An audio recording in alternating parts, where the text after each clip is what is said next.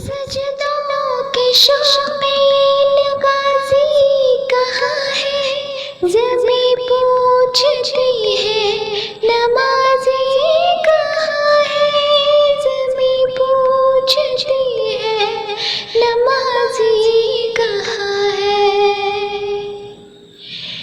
چلو آؤ کرتے ہیں توبہ کے سجدے، بہت تشنگی سے توجہ کے سجدے، مسیحا کے آگے مداوا کے سجدے، ندامت سے سرخم شکستہ سے سجدے، رضا والے سجدے، وفا والے سجدے، عمل کی طرف رہنما والے سجدے، سراپا ادب التجا والے سجدے، بہت عاجزی سے حیا والے سجدے۔ الحمدللہ رب العالمین، والصلاة والسلام علی سید الانبیاء والمرسلین وعلی آلہ واصحابہ اجمعین، اما بعد۔ سبحان ربک رب العزۃ عما یصفون وسلام علی المرسلین والحمدللہ رب العالمین۔ محترم ناظرین حضرات، السلام علیکم ورحمۃ اللہ وبرکاتہ۔ پروگرام اللہ کو اپنا بنا لو میں ہم آپ تمام حضرات کا خیر مقدم کرتے ہیں۔ عزیز ناظرین حضرات، ہم بات کر رہے تھے پیارے نبی صلی اللہ علیہ وسلم کی حدیث مبارکہ ہے کہ اللہ کے رسول صلی اللہ علیہ وسلم نے فرمایا، پہلی عورت جو بے پردہ گھر سے نکل کر غیر مردوں کے سامنے جاتی ہیں، نامحرم کے سامنے بے پردہ ہو کر رہتی ہیں، اپنے سر کو کھلا رکھتی ہیں، ایسی عورت کو بالوں کے بل لٹکایا جائے گا۔ اور دوسری عورت کے بارے میں پیارے نبی صلی اللہ علیہ وسلم نے فرمایا کہ وہ زبان کے بل جہنم کے اندر لٹکی ہوئی ہے، اور فرمایا کہ جو عورت اپنی زبان درازی سے اپنے شوہر کو تکلیف پہنچایا کرتی تھی اور منہ پھٹ تھی، زبان دراز، بدگو اور بہت زیادہ زبان چلا کر اپنے شوہر کو تکلیف پہنچانے کی عادی ہوتی ہے، ان عورتوں پر یہ عذاب ہوگا۔ اس کا ہرگز یہ مطلب نہیں کہ مرد کو زبان درازی کی، چیخنے چلانے کی اور بدگوئی کی اجازت ہے، ہرگز نہیں۔ مرد کے لیے بھی جائز نہیں کہ وہ اپنی زبان سے اپنی بیوی کو ناحق تکلیف پہنچائے یا اس کو ستائے اور پریشان کرے۔ مرد کے لیے یہ بات جائز ہرگز نہیں ہے۔ ہم دیکھتے ہیں ناظرین، خواتین اپنے شوہر کے ساتھ زبان درازی کرتی ہیں، اور یہ بھی اکثر دیکھنے میں آتا ہے کہ مرد اپنی بیویوں کے ساتھ بہت بد اخلاقی سے پیش آتے ہیں، گالی گلوچ کرتے ہیں۔ تو واضح رہے کہ دونوں کو عذاب ضرور ہوگا۔ مرد کے لیے بھی بیوی کے ساتھ بد اخلاقی سے پیش آنا، بدگوئی کرنا، برا بھلا کہنا، یہ سب باعث عذاب اور وبال ہے۔ اس حدیث میں یہ صفت خاص عورتوں کے لیے بیان کی گئی، جو خواتین بات بات پر شوہر سے لڑنا اور بدتمیزی کرنا یا ایسی باتیں کرنا جس سے شوہر کا دل دکھے، اس کو تکلیف پہنچانا، ایسی خواتین کے بارے میں یہ عذاب بتلایا گیا ہے کہ وہ خواتین جہنم میں زبان کی بل لٹکیں گی۔ اگر انسان کسی کو ہاتھ سے مار دے یا کسی چیز سے مارے، اس کی تکلیف زیادہ دیر تک باقی نہیں رہتی، لیکن زبان سے بعض اوقات انسان ایک ایسا کلمہ کہہ دیتا ہے جو زندگی بھر بھلایا نہیں جا سکتا۔ زبان کا جسم تو بہت چھوٹا ہوتا ہے، زبان دیکھنے میں بہت چھوٹی ہوتی ہے، مگر اس کے گناہ بڑے سنگین ہیں۔ ان سنگین گناہوں میں سے ایک گناہ زبان درازی ہے۔ یہ ایک ایسا سخت ترین گناہ ہے جو ہمارے سارے گھر کے سکون کو ختم کر دیتا ہے۔ اور زندگی کو بہت تکلیف دہ بنا دیتا ہے، تعلقات کو ختم کر دیتا ہے، ایک دوسرے کی محبت کو ختم کر دیتا ہے۔ حدیث میں یہ عذاب اور وبال بیان کیا ہے، اس لیے کہ خواتین کو اس بات کا خیال رکھنا چاہیے کہ وہ زبان سے ایسے کلمات ہرگز بھی نہ نکالیں جس سے ان کے شوہروں کو تکلیف پہنچے۔ لیکن مرد کے لیے ہے کہ مرد عورت کو وہ تمام مقام دیں جو اسلام نے عطا کیے ہیں۔ عزت، پیار، حفاظت، ضروریات زندگی کو پورا کرنا، یہ تمام چیزیں مرد کی اولین ذمہ داری بنتی ہے۔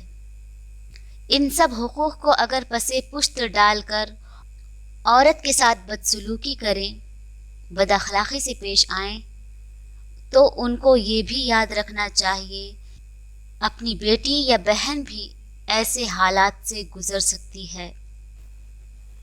اچھا شوہر اپنی بیوی سے حسن سلوک سے پیش آتا ہے اور اچھی بیوی اپنے شوہر کی ہر بات مانتی ہے۔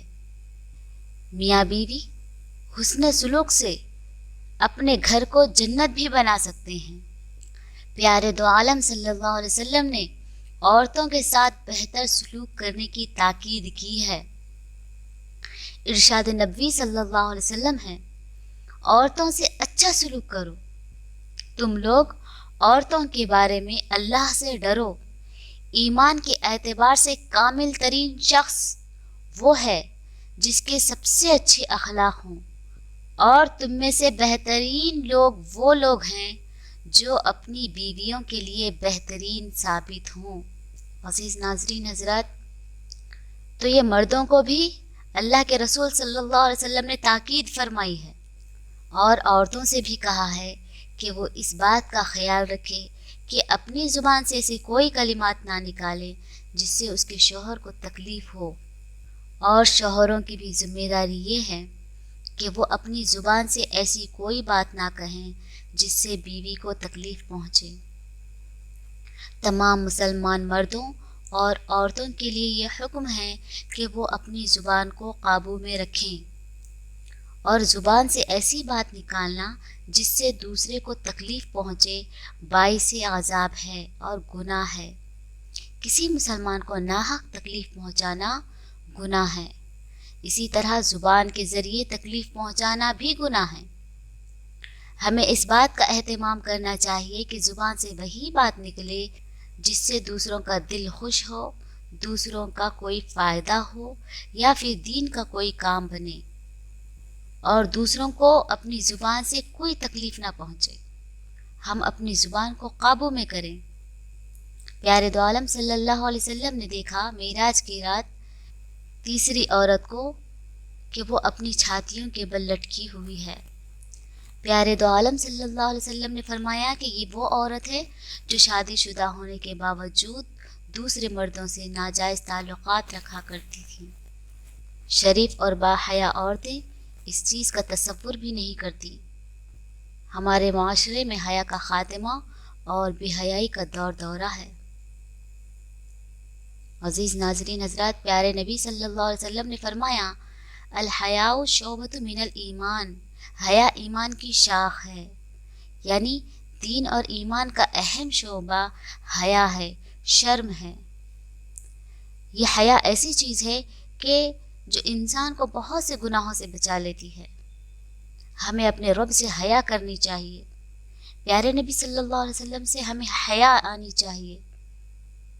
جنسی نوعیت کے جتنے گناہ ہیں ان سب میں حیا ایک پردہ اور رکاوٹ بن جاتی ہے۔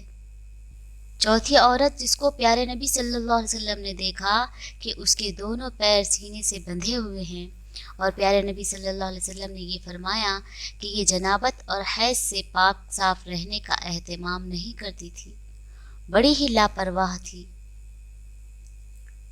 عزیز ناظرین حضرات، جب مرد اور عورت پر غسل فرض ہو جائے تو افضل یہ ہے کہ وہ اسی وقت غسل کر لیں۔ اگر غسل نہ کر سکیں تو کم از کم پاکی حاصل کرتے ہوئے وضو کر لیں، یہ آخری درجہ ہے۔ پاکی حاصل ہونے کے بعد غسل نہ کرنا اور بات کے لیے ٹالنا، یہ نماز کا استہزاء اور مذاق اڑانا ہوا۔ معمولی سمجھ کر نماز سے لاپرواہی برتنی ہوئی، جس کا نتیجہ یہ ہوا کہ ایسی خواتین کو بہت دردناک عذاب دیا جائے گا۔ عزیز ناظرین حضرات، موقع چاہے کوئی سا بھی ہو، خوشی کا ہو، غم کا ہو، کسی بھی حال میں نماز چھوڑنا ہمارے لیے جائز نہیں ہے۔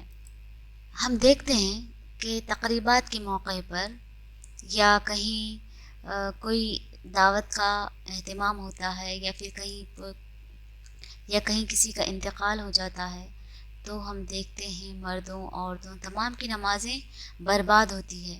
ایسی تقریبات اصل میں وبال ہیں۔ اللہ تبارک و تعالی ہم تمام کی حفاظت فرمائے۔ ہم بات کی جانب آگے بڑھتے ہیں ناظرین۔ 5ویں خاتون جس کو پیارے نبی صلی اللہ علیہ وسلم نے اس حالت میں دیکھا کہ اس کا چہرہ خنزیر کی طرح ہے اور باقی جسم تمام گدھے کی طرح ہے اور سانپ اور بچھو اس کو لپٹے ہوئے ہیں، پیارے نبی صلی اللہ علیہ وسلم نے فرمایا یہ وہ عورت تھی جس کو جھوٹ بولنے، چغلی کھانے کی وجہ سے عذاب ہو رہا تھا۔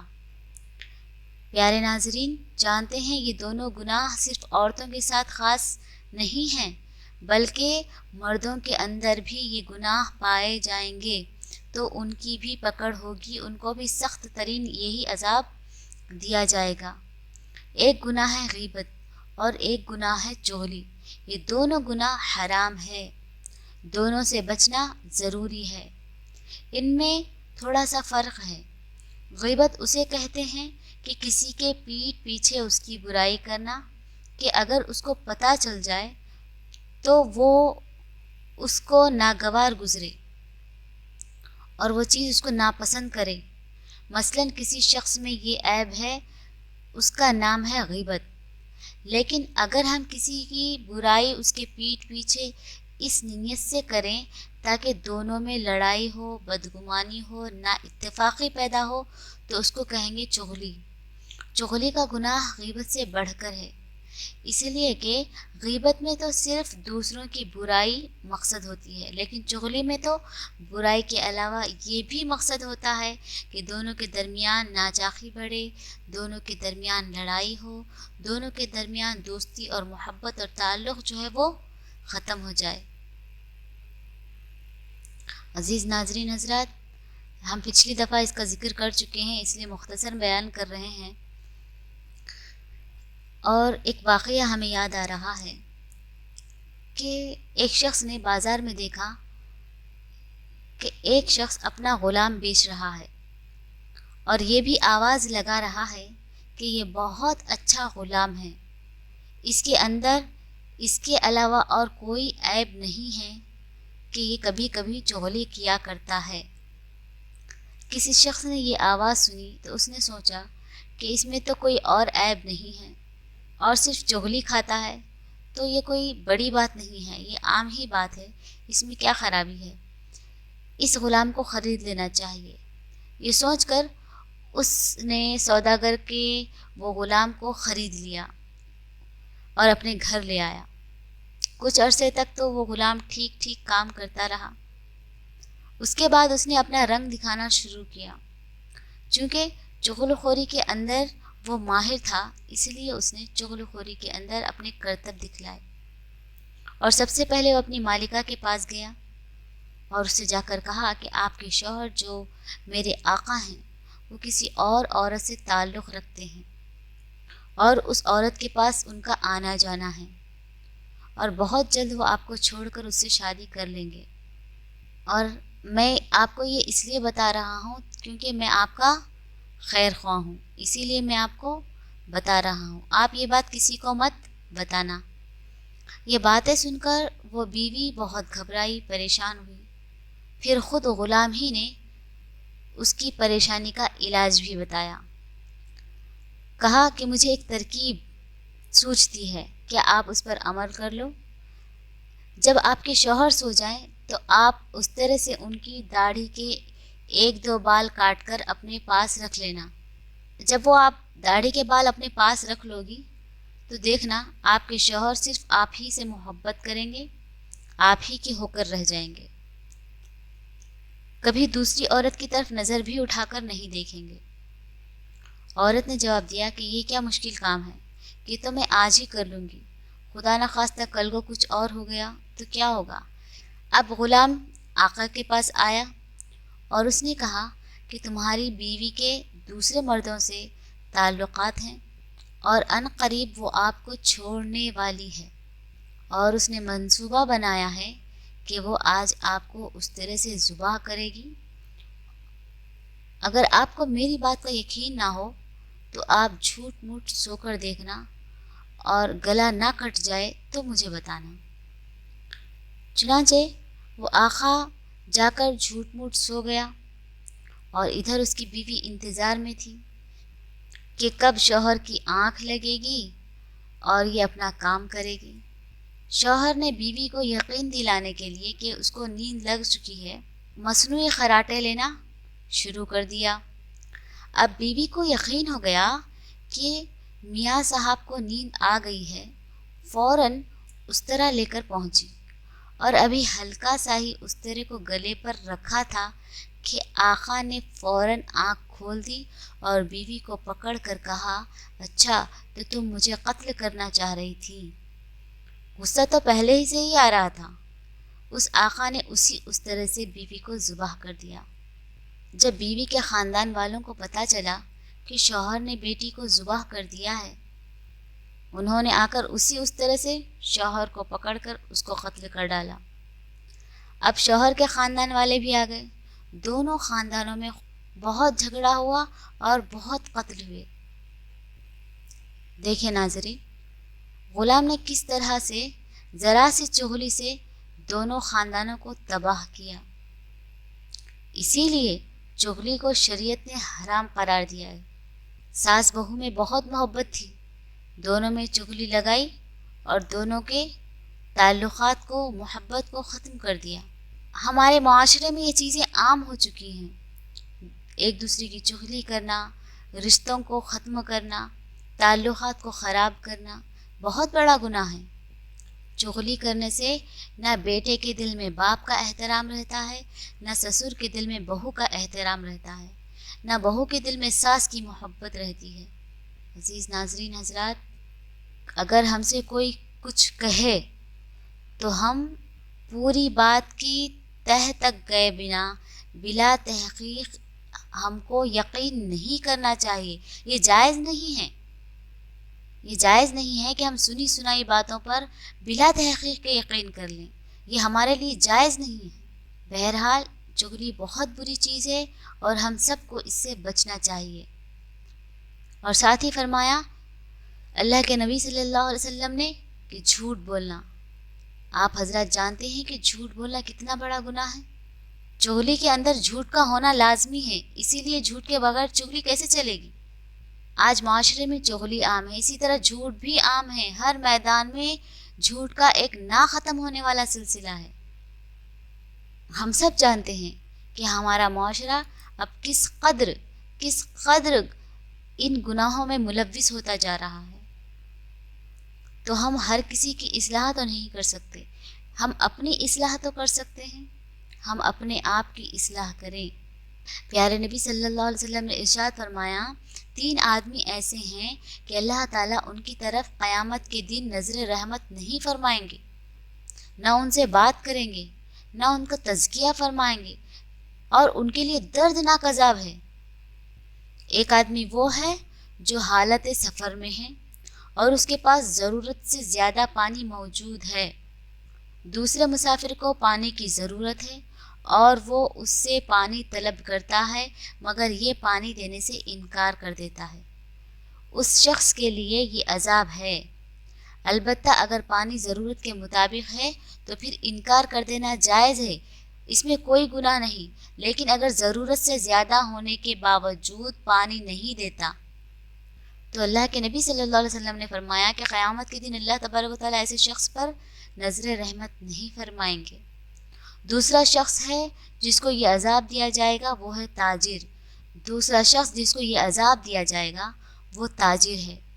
جو خریداری کرتا ہے، خریدتا بیچتا ہے، یہ کہتا ہے کہ میں نے یہ چیز اتنے میں خریدی ہے اور تمہیں میں اتنے میں فروخت کر رہا ہوں، اس پر قسم بھی کھا لے، حالانکہ وہ جو قیمت بتلا رہا ہے اس نے اس قیمت پر وہ چیز نہیں خریدی۔ مثلاً ایک تاجر کہتا ہے کہ میں نے یہ چیز 1000 روپے میں خریدی ہے اور میں آپ کو 1200 روپے میں یہ چیز فروخت کرتا ہوں، اور 1000 میں خریدنے پر قسم بھی کھا لیتا ہے، جبکہ وہ چیز اس نے کتنے میں خریدی تھی؟ 800 روپے میں، اور قسم کھانے کی وجہ سے خریدار کیا ہو جاتا ہے؟ بالکل مطمئن ہو جاتا ہے، اور وہ مطمئن ہو کر 1200 میں وہ چیز خرید لیتا ہے، اور خریدار کو یہ معلوم ہوتا کہ اس نے یہ چیز 800 میں خریدی ہے تو اس کو 1200 روپے میں وہ کبھی بھی نہیں خریدتا، لہٰذا اس نے جھوٹی قسم کھائی، اور اس جھوٹی قسم پر یہ عذاب ہے کہ پیارے نبی صلی اللہ علیہ وسلم نے فرمایا اللہ تبارک و تعالیٰ اس پر نظر رحمت نہیں ڈالیں گے، نہ اس کا تزکیہ فرمائیں گے، اور اس کو آخرت میں دردناک عذاب دیں گے۔ عزیز ناظرین حضرات، یہ چیز تو ہمارے پاس کتنی عام ہے، ہم جہاں کوئی چیز خریدنے جاتے ہیں ہمارے ساتھ یہی سب کچھ ہوتا ہے۔ خیر، جس کے اعمال اس کے ساتھ ہیں، تو اللہ کے نبی صلی اللہ علیہ وسلم نے تیسرا شخص بتلایا کہ وہ شخص جو احسان کر کے جتلاتا ہے، جی جو شخص احسان کر کے جتلاتا ہے نا، اس کو بھی یہ عذاب ہوگا، اور اللہ تعالیٰ قیامت کے روز اس کی طرف نظر رحمت نہیں فرمائیں گے، نہ اس سے بات چیت کریں گے، نہ اس کا تزکیہ فرمائیں گے، اور اس کے لیے بہت دردناک عذاب ہوگا۔ بہت سارے لوگوں میں احسان جتلانے کی بہت بری عادت ہوتی ہے، ہمیں چاہیے کہ ہم اس گناہ سے باز آ جائیں، اور وہ دردناک عذاب یہی ہے کہ ان کا چہرہ خنزیر کی طرح ہوگا اور جسم گدھے کی طرح ہوگا، اور جہنم کے سانپ بچھو ان کو لپٹے ہوئے ہوں گے۔ یہ عذاب چغلی اور جھوٹ بولنے کی وجہ سے ہوگا۔ ہمارے گھروں میں جھوٹ بولا جاتا ہے، ہمارے معاشرے میں جھوٹ بولا جاتا ہے، ہماری تقریبات میں جھوٹ بولا جاتا ہے، جھوٹ کو فیشن کے طور پر ہم نے اپنا لیا ہے۔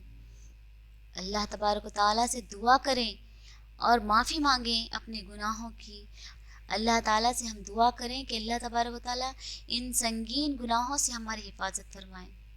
عزیز ناظرین حضرات، پیارے نبی صلی اللہ علیہ وسلم نے چھٹی عورت کے بارے میں بتلایا کہ چھٹی عورت کو اس حالت میں پیارے نبی نے دیکھا کہ وہ کتے کی شکل میں تھی، اور اس کے منہ سے آگ داخل ہو رہی تھی، اور پیچھے کے راستے سے آگ باہر نکل رہی تھی، اور فرشتے جہنم کی گرز سے اس کی پٹائی کر رہے تھے، مار رہے تھے۔ پیارے نبی صلی اللہ علیہ وسلم نے ارشاد فرمایا اس عورت کو یہ عذاب 2 گناہوں کی وجہ سے ہو رہا ہے، ایک حسد کی وجہ سے، دوسرا احسان جتلانے کی وجہ سے۔ عزیز ناظرین حضرات، یہ دونوں گناہ ایسے ہیں جو مردوں میں بھی پائے جاتے ہیں، مرد بھی حسد کرتے ہیں اور احسان جتلاتے ہیں، اس لیے اس دردناک عذاب کے وہ بھی مستحق ہو جاتے ہیں۔ اگر خواتین ان گناہوں کو کریں گی اور توبہ نہیں کریں گی، وہ بھی اس عذاب کے اندر مبتلا ہوں گی۔ احسان جتلانے کا مطلب یہ ہے کہ ہم نے کسی کے ساتھ حسن سلوک کیا، لیکن جب بھی موقع آیا ہم نے اپنے احسان کو گنوا دیا۔ ہم کسی کی مدد کرتے ہیں، کسی کا تعاون کرتے ہیں، لیکن فوراً یہ احسان جتلانے بیٹھ جاتے ہیں کہ فلاں موقع پر ہم نے آپ کی اتنی مدد کی۔ اگر ہم کسی کی مدد کر رہے ہیں، اللہ کا شکر ادا کریں۔ کسی کے ساتھ احسان اور حسن سلوک کا معاملہ کر رہے ہیں تو اللہ کا شکر ادا کریں، اور بندوں سے ہرگز اس کی امید نہ رکھیں۔ صرف اللہ تعالیٰ کے لیے ہمیں کرنا ہے، اور اللہ تعالیٰ سے ہی ثواب کی امید رکھیں۔ دوستوں سے، رشتہ داروں سے بدلے کی کوئی امید نہ رکھیں، اس دنیا سے کوئی توقع نہ رکھیں۔ اگر ہم کچھ کر رہے ہیں تو اس کو احسان نہ جانیں۔ اللہ کے احسانات ہم پر بہت ہیں، اور اللہ کا شکر ادا کریں کہ اللہ تبارک و تعالیٰ نے آپ کو اس حال میں رکھا کہ آپ کسی پر احسان کر سکتے ہیں، کسی کے ساتھ حسن سلوک کر سکتے ہیں۔ عذاب کا دوسرا سبب ہے حسد کرنا۔ حسد بھی اتنا پیدا ہو گیا ہے کہ کوئی شخص دوسرے کو آگے بڑھتا ہوا نہیں دیکھ سکتا، کسی کو اچھا کھاتا پیتا نہیں دیکھ سکتا، کسی کو اچھا پہنتا ہوا نہیں دیکھ سکتا۔ یہ حسد مردوں میں بھی پایا جاتا ہے، عورتوں میں بھی پایا جاتا ہے۔ اگر کسی کو اچھا منصب یا عہدہ مل گیا یا کسی کے پاس مال آ گیا، اللہ نے کسی کو صحت عطا کر دی، کسی کے پاس حسن و جمال دیکھ لیا، تو دیکھ کر ان کو حسد کرنے لگ جاتے ہیں۔ اللہ تبارک و تعالیٰ کی ان کو عطا کردہ نعمتیں ہیں تو اس پر حسد کیسا؟ حسد کے معنی یہ ہیں کہ انسان دوسرے کے پاس کوئی نعمت دیکھ کر دل میں جلے اور یہ تمنا کرے کہ اس سے یہ نعمت چھن جائے اور مجھے مل جائے، یعنی زوال نعمت کی تمنا کرنا کہ اس سے یہ نعمت چھن جائے اور مجھے مل جائے، اسی کا نام ہے حسد، اور یہ گناہ کبیرہ ہے، اور ایسا گناہ ہے کہ اس کی وجہ سے اس عورت کو دردناک عذاب ہو رہا تھا۔ پیارے نبی صلی اللہ علیہ وسلم نے حدیث میں بیان فرمایا۔ عزیز ناظرین حضرات، بہرحال یہ گناہ ایسے ہیں جو مردوں میں بھی پائے جاتے ہیں اور عورتوں میں بھی پائے جاتے ہیں۔ ایک جھوٹ بولنا، دوسرا چگلی کرنا، تیسرا احسان جتلانا، چوتھا حسد کرنا، یہ چاروں گناہ ایسے ہیں جو ہمارے معاشرے کے اندر عام ہیں۔ خدا نخواستہ یہ گناہ جس کے اندر ہے اس کے لیے آخرت میں بھی عذاب ہے اور دنیا کی زندگی بھی اس کے لیے وبال کی وجہ بن جائے گی۔ اسی لیے ہمیں توبہ کرنی چاہیے اور ہم کو ان گناہوں سے بچنا چاہیے۔ عزیز ناظرین حضرات، چونکہ ان گناہوں کا تعلق خواتین سے بھی ہے اور مردوں سے بھی ہے، تو ہم تمام کو چاہیے کہ ہم ان گناہوں سے بچنے کی فکر کریں تاکہ ہم جہنم کے عذاب سے بچ سکیں۔ اللہ تعالی ہم سب کو ان باتوں پر عمل کرنے کی توفیق عطا فرمائے، آمین ثم آمین۔ وآخر دعوانا ان الحمد للہ رب العالمین۔ السلام علیکم ورحمۃ اللہ وبرکاتہ۔ وہ سجدوں کے شوقین غازی کہاں ہے، زمیں پوچھتی ہے نمازی کہاں ہے، زمیں پوچھتی ہے نمازی کہاں ہے۔ چلو آؤ کرتے ہیں توبہ کے سجدے، بہت تشنگی سے توجہ کے سجدے، مسیحا کے آگے مداوا کے سجدے، ندامت سے سرخم شکستہ سے سجدے، رضا والے سجدے، وفا والے سجدے، عمل کی طرف رہنما والے سجدے، سراپا ادب ارتجا والے سجدے، بہت عاجزی سے حیا والے سجدے۔